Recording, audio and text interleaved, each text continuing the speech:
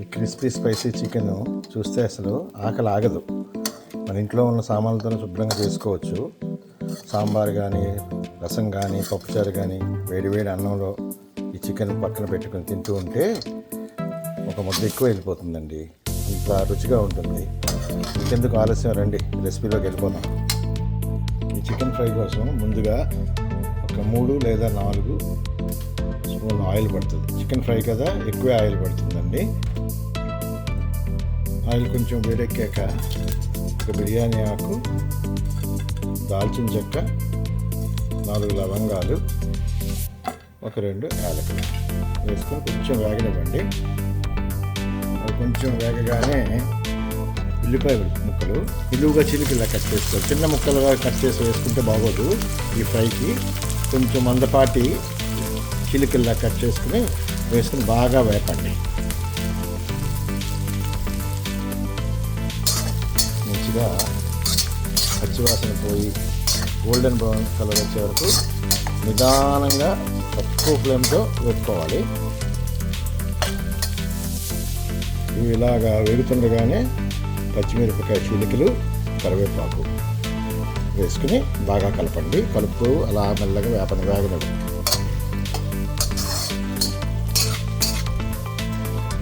ఉల్లిపాయలు త్వరగా వేగడానికి నేను ఈ కూరకు సరిపడా ఉప్పు ఇప్పుడు వేస్తాను. ఉప్పు వేయగానే ఉల్లిపాయలో ఉన్న నీరు విడిచిపెడుతుంది, వెంటనే వేగుతుంది అన్నమాట.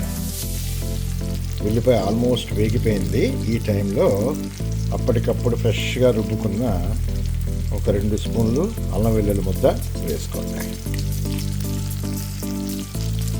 వేసుకొని మళ్ళీ శుభ్రంగా కలుపుకొని కాసేపు ఆగండి. అల్లం వెల్లుల్లి పేస్ట్ కూడా పచ్చివాసన పోయేదాకా వేగనివ్వాలి. ఉల్లిపాయ అల్లం వెల్లుల్లి ముద్ద బాగా వేగింది. ఇప్పుడు మీరు శుభ్రంగా కడిగి పెట్టుకున్న చికెన్ ముక్కలు వేసుకోండి.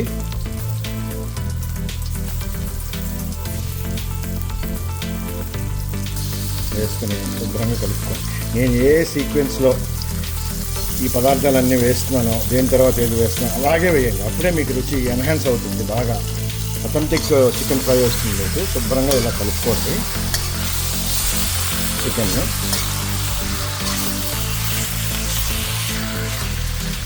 కలుపుకొని ఇప్పుడు 1 స్పూను ధనియాల పొడి, 1 స్పూను జీలకర్ర పొడి వేసి బాగా కలపండి.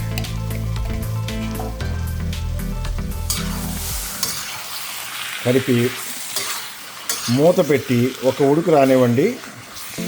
అప్పుడు చికెన్లోంచి వచ్చినటువంటి నీరంతా ఊరి అది కూడా ఆవిరైపోయి ఆయిల్ తేలేదాకా అలాగా వేపుతూ ఉండండి.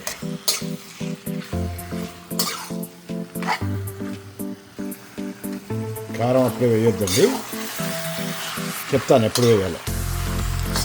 ఇప్పటి వరకు మనం ఏం చేసామంటే అల్లం వెల్లుల్లి పేస్టు, ధనియాల పొడి, జీలకర్ర పొడి వేసాం అంతే. అంతకుమించి మనం మసాలా దినుసులు ఏమీ వేయలేదు. స్టార్టింగ్లో హోల్ మసాలా దినుసులు నూనెలో వేసి వేపుకున్నాం. అది సో ఒక్కొక్క ట్రిక్ చెప్తూ ఉంటాను, వినండి, ఆఖరి వరకు చూడండి, స్కిప్ చేయకండి. లాస్ట్లో మీకు ఇంకొక మంచి టెక్నిక్ చెప్తాను టేస్ట్ ఇంక్రీజ్ అవ్వడం కోసం. ఇప్పుడు నేను ఏం చేస్తానంటే కలిపిసుకున్నాను కదా, చక్కగా మూత పెట్టేసుకుంటాను. చికెన్ వేగుతుంది, చూసారు చిన్నగా నీరు ఎదుగుతుంది. ఎందుకంటే ఈ స్టేజ్లోనేమో మనం ఒక 2 స్పూన్లు కారం వేసుకోవాలి. పసుపు వేయలేదు ఏంటి అనుకోకండి, నేను ఆల్రెడీ చికెన్ కడిగేటప్పుడు చాలా పసుపు వేసి కడిగాను కాబట్టి పసుపు వేయను సపరేట్గా.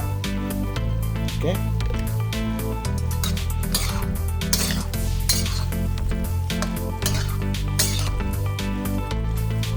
సో చికెన్ కలుపుకున్నాక ఇందాక ఉల్లిపాయలు కట్ చేసుకున్నాం కదా, అందులో కొన్ని ఉల్లిపాయలు ఉంచి ఈ స్టేజ్లో కొద్దిగా వేయండి.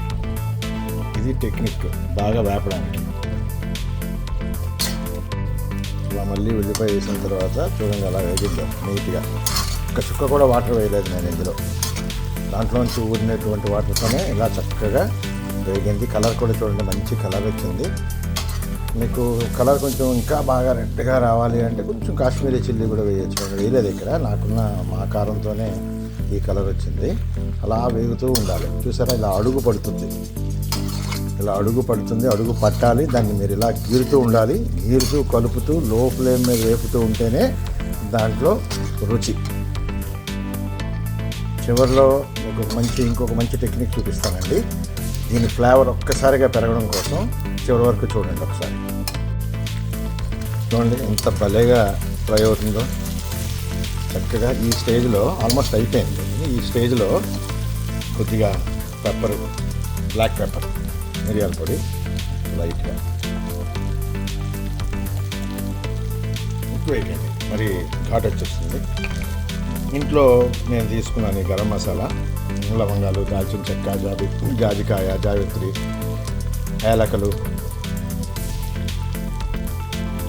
ఇవన్నీ వేసి పొడి కొట్టుకున్నాను. ఇంట్లోని మసాలాయే అది వేసాను. ఇంకా ఆల్మోస్ట్ అయిపోవచ్చిందని కాసేపు అవనిస్తే ఆఖరిలో మీకు నేను చెప్పాను కదా ఫ్లేవర్ బాగా పెరగడానికి ఒకటి చేస్తానని చెప్పి అది చేసేద్దాం, క్లోజ్ చేసేద్దాం. ఇంకా ఎక్స్ట్రా ఫ్లేవర్ కోసం పచ్చిమిరపకాయ చీలికలు, కరివేపాకు లాస్ట్లో యాడ్ చేయండి.